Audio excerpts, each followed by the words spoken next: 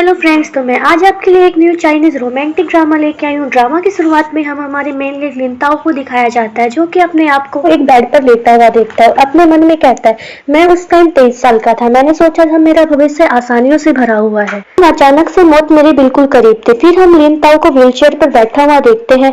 Time बीत गया था, मैं लड़ना चाहता हूँ। इसके बाद वो व्हीलचेयर से उठकर खड़ा हो जाता है। फिर वह सीन धीरे धीरे एक फुटबॉल ग्राउंड में बदल जाता है। वह जहाँ पर लिनताओ के पास बॉल था, वह फुटबॉल को पूरे जोर से हिट करता है, लेकिन वह उसके एक दोस्त को जाके लग जाता है, जिससे वह नीचे गिर जाता है।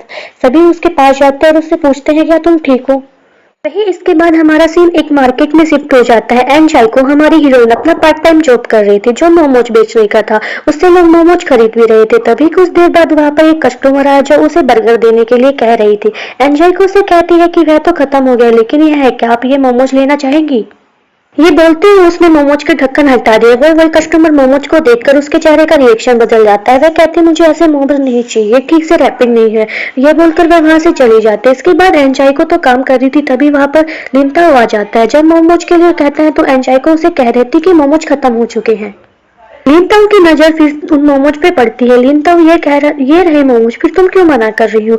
एनचाई को कहती है, ये अच्छी तरह से रैपिंग नहीं। लिनताओ कहता है, मुझे कोई प्रॉब्लम नहीं है, अब इन सबको पैक कर दो। एनचाई को उन मोमोज को पैक करने लगते हैं। मोमोज थोड़े ज्यादा थे, इसलिए वह 2 डिब्बों में नहीं आते। इस वजह से वह लिनताओ को कैरी बैग देती है। लिनताओ एनचाई को देख रहा था, हालांकि उसे सिर्फ एन की आंखें दिखाई दे रही थी। लिनताओ के वहां से जाने के बाद वहां पर एन शाइक की भी दोस्त हिशिंदी आ जाती है। उसने अपने मुंह पर मास्क पहना हुआ था। वह बर्फ से अपने गालों का शिकाई कर रही थी। हिशिंदी को वहां देखकर एन जाइको से पूछती है, क्या तुम्हारा यहाँ कैसे आना हुआ? हिशिंदी बताती है, वह डेंटिस्ट के पास गई थी, अंदर आने के लिए कहती है। हिशिंदी अंदर जाकर अपना बैग एक तरफ रख देती है। फिर वहां से वह जब बैठने के लिए जाती है, तभी एन जाइको के पास उठकर दूसरी तरफ रख देती है।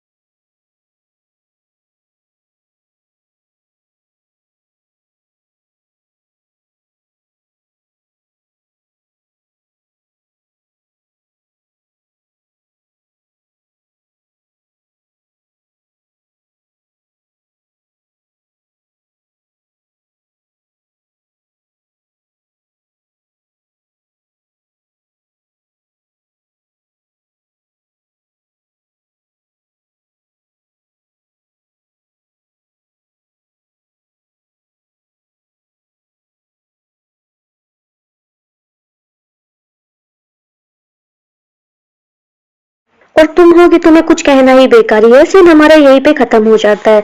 हिशिंदी के लिए एन जाय को खाना लेके आती है। जिंदी उसे देखकर बिल्कुल पसंद नहीं करती है और वह हिशिंदी से कहती है कि क्या तुमने ये सब फिर से साल खरीदा था? एन जायको उसे हाँ बोलती है। हिशिंदी की नजर एन जायको के खाने पर जाती है, जो फिर से राइस लाई थी। यह देखकर वह कहती है, क्या तुमने कभी अच्छा खाने का मन नहीं करता है? क्या हमेशा पैसा बचाना जरूरी है? एन जायको कहती है, हाँ, क्योंकि मुझे इससे रूम का अमाउंट पे करना होता है। तुम क्या चाहते हो? फिर से वहीं पे रहने के लिए जाऊं? ऐसे ही दोनों में बातों बातों में अपने खाना को खत्म कर लेते।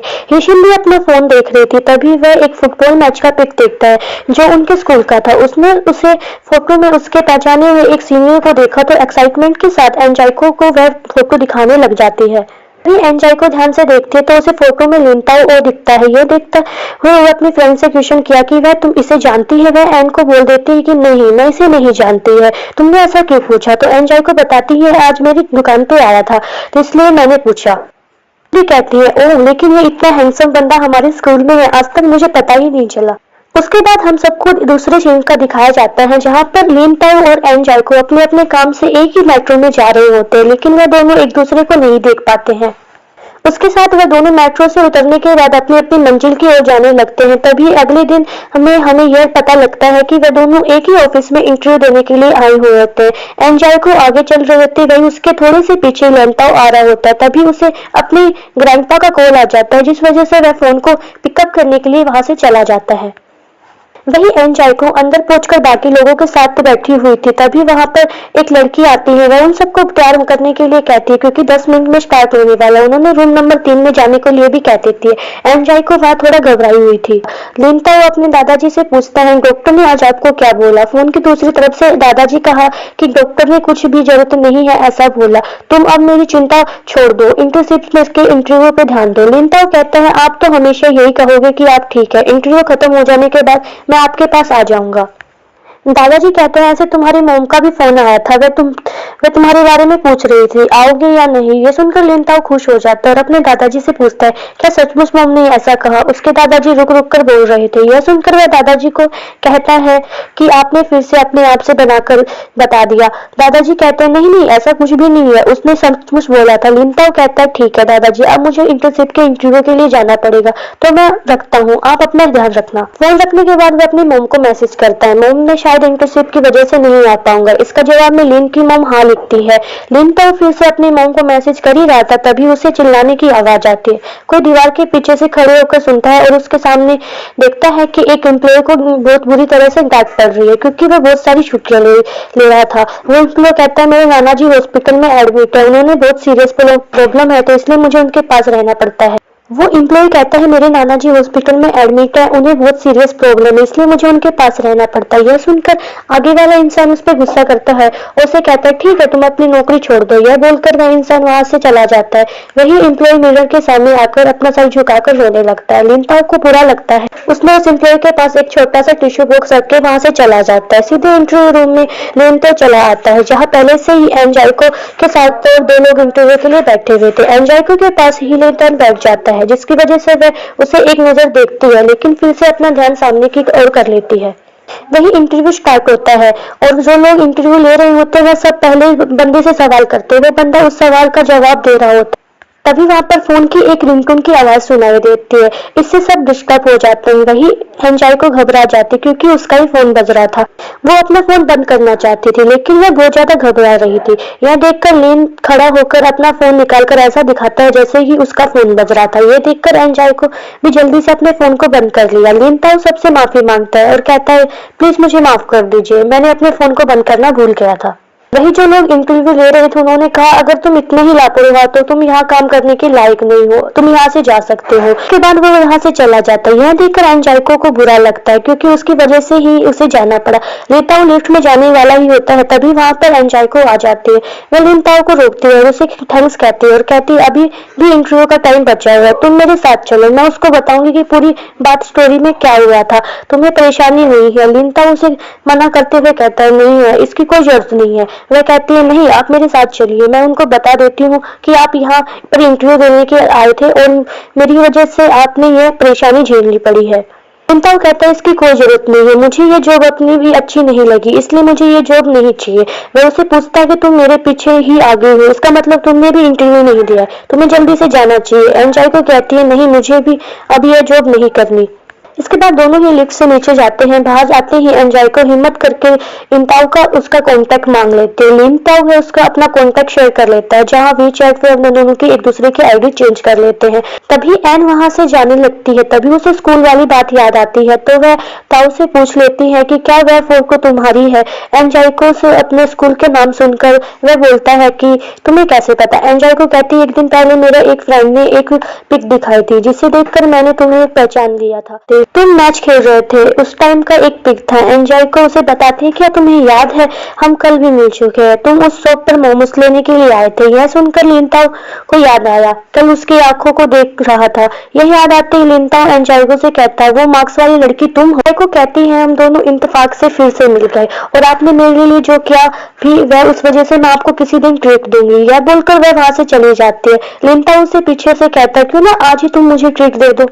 सुनकर एन बहुत ज्यादा खुश हो जाती है। वे फिर दोनों खाना खाने के लिए एक रेस्टोरेंट में चले जाते हैं, जहां वे दोनों बैठकर बहुत सारी बातें कर रहे होते हैं।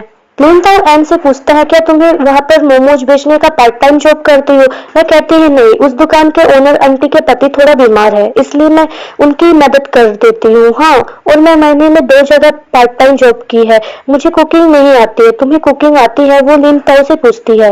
लीनताओ उसे कहता है हाँ, मैं बचपन से अपने दादाजी के साथ रहा हूँ तो मुझे अच्छे से कुकिंग आती है और मैंने उनसे और भी बहुत सी चीजें सीख रखी है। एनजाई को कहती है मैंने एक कॉफी शॉप पे पार्ट टाइम जॉब की थी इसलिए मुझे कॉफी बनाना बहुत अच्छे से आता है। लिनताओ कहता है हम दोनों की ही पार्ट टाइम जॉब ढूंढ रहे हैं। दोनों ऐसे ही बातें कर रहे होते तभी एनजाई को भी उसकी फ्रेंड का कॉल आता है तो वो लीन से कहती है मुझे अब जाना पड़ेगा क्योंकि मुझे अपने फ्रेंड के साथ पार्ट टाइम जॉब में हेल्प करवानी है। लीन कहता है ठीक है, कोई बात नहीं। एंड फिर वो बिल मांगने लगती है तो लीन उसे कहता है मैंने पेमेंट कल ही कर दी है। यह सुनकर एन कहती है लेकिन क्यों, ट्रीट तो मैंने दी थी। लीन कहता है लेकिन तुम गरीब हो इसलिए मैंने पेमेंट कर दिया। एन उसे गुस्से से देखने लगती है तभी वह बोलता है मैं मजाक कर रहा था, तुम अगली बार पेमेंट कर देना, ठीक है। एन उसे कहती है हम फिर मिलेंगे। वही अगले सीन में एन शिंदे के साथ होती है। एन उससे बता रही होती है वो आज दिन में किससे मिली, उसने उसका कांटेक्ट भी ले लिया। यह शिंदे कहती है तुम्हें उससे मुझे भी मिलाना चाहिए। एन कहती है मैं खुद ही तो आज मिली हूँ तो मैं तुम्हें कैसे मिला सकती हूँ। तो फिर शिंदे कहती है ठीक है लेकिन अगली बार तुम मेरे लिए उसके किसी दोस्त का नंबर जरूर लेके आओगी। समझ नहीं आता है उसे क्या कहे पर वो उसे हाँ में जवाब दे देती है। नेक्स्ट सीन में लीन शिंदे की लाइव स्ट्रीम देख रहा था तभी वहां पर ये आ जाता है और वह लीन से कहता है कि तुम्हारी तो कोई गर्लफ्रेंड नहीं है, तुम ये क्यों देख रहे हो। लीन के कुछ जवाब देने से पहले ही वह बोलता है क्या ये तुम्हारी गर्लफ्रेंड है या तुम इसे पसंद करते हो। नहीं, ऐसा कुछ भी नहीं है, तुम ज्यादा मत सोचो, मैं बस देख रहा था ये कैसे इन चीजों को सेल कर रही है, उसकी टेक्निक बहुत अच्छी है। कहता है मुझे तो इसकी पूरा फेक लगता है। ऐसी बातों से लीन को वह पूरा परेशान कर रहा होता है तभी वहां पर लीन को लेने के लिए कार आ जाती है तो लीन अपना लगेज लेकर कार में चला जाता है। ये इसे अपना ध्यान रखने को कहता है और वह जल्दी आ जाएगा। ये उससे कहता है कि तुम ये सब सारी चीजें फेक है, इन सब पे ध्यान मत दिया करो। वही नेक्स्ट सीन में हम लीन को देखते हैं जो अपने दादाजी के साथ कुकिंग कर रहा होता है। वही लीन के दादाजी कुकिंग करते हुए एक रोमांटिक ड्रामा देख रहे थे जिसे देखकर लीन कहता है आपको तो सस्पेंस पसंद था ना, तो आप इनमें कब से इंटरेस्ट आने लगा। लीन के दादाजी ड्रामे को देखते हुए कहते हैं मुझे तो ये सब पहले से ही पसंद था लेकिन तुम्हारी दादी से शादी होने के बाद उन्होंने कभी मुझे छोड़ा ही नहीं तो अपना इंटरेस्ट पूरा करके सकूं, इसलिए अब मैं अपनी लाइफ में अपनी पसंदीदा चीजों से एंजॉय कर रहा हूँ। इसके बाद दोनों मिलकर खाना खा रहे होते हैं जहाँ लीन अपने दादाजी को खुश देखकर खुश होता है। तभी लीन को मैसेज आता है कि उसे अपने भाई को लेने के लिए जाना है तो दादाजी से कहता है दादाजी उसे कहते ठीक है जाओ लेकिन उसे पढ़ाई के बारे में कुछ मत पूछना क्योंकि तुम्हारे पापा उस पर मेडिकल फील्ड में भेजना चाहते हैं इसलिए वे पहले से पढ़ाई के लिए बहुत ज्यादा फोर्स कर रहे हैं। लीन कहता है ठीक है मैं उससे इस बारे में कोई बात नहीं करूंगा और वह घर छोड़कर जल्दी आ जाऊंगा। तो दादाजी कहते हैं नहीं, तुम्हें आज आने की जरूरत नहीं है, तुम बहुत समय बाद आएंगे, रात हो सके तो तुम अपने मॉम डैड के साथ टाइम स्पेंड करना, कल सुबह तक आ जाना। लीन ठीक कहकर अपने भाई को लेने के लिए चला जाता है। एन और उसके डैड कहीं से आ रहे होते हैं। रास्ते में उसके डैड उससे पूछते हैं क्या तुम किसी को डेट कर रहे हो। एन कहती है आपको ऐसा क्यों लगता है। एन के डैड कहता है क्योंकि तुम बहुत खुश लग रही हो, अगर तुम किसी को डेट कर रही हो तो तुम मुझे बता सकती हो। एन कहती है मेरे पास दुखी होने की कोई वजह नहीं है इसलिए मैं खुश हूँ।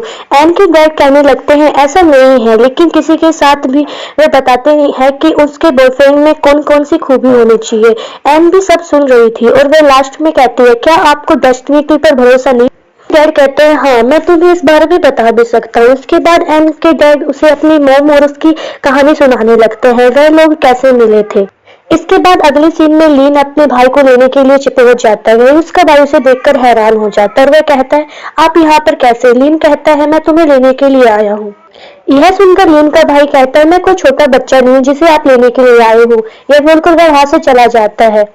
वे दोनों घर पहुंच जाते हैं। लीन का भाई आते ही सीधे अपने रूम में चला जाता है। लीन उससे पूछकर उसके रूम में अंदर आ जाता है। लीन का भाई उसे देखकर सोचता है लीन उससे अपनी पढ़ाई के बारे में पूछेगा लेकिन वह बोलता है तुम चिंता मत करो, मैं यहाँ तुम्हारी पढ़ाई के बारे में बात करने के लिए नहीं आया, मैं तो बस तुम्हें यह कह रहा था तुम्हें ऐसे आते ही घर के अंदर अपने रूम में नहीं आ जाना चाहिए। यह सुनकर लीन भाई अपने फोन को रखकर उससे बात करने के लिए कुछ कहता ही है तभी उसकी मॉम उसे बुलाती है लेकिन वह अपने कानों में हेडफोन पहन लेता है और फिर से मोबाइल को देखने लग जाता है। लीन जब देखता है अपनी मॉम के बुलाने पर नहीं जाता तो वह खुद ही चला जाता है।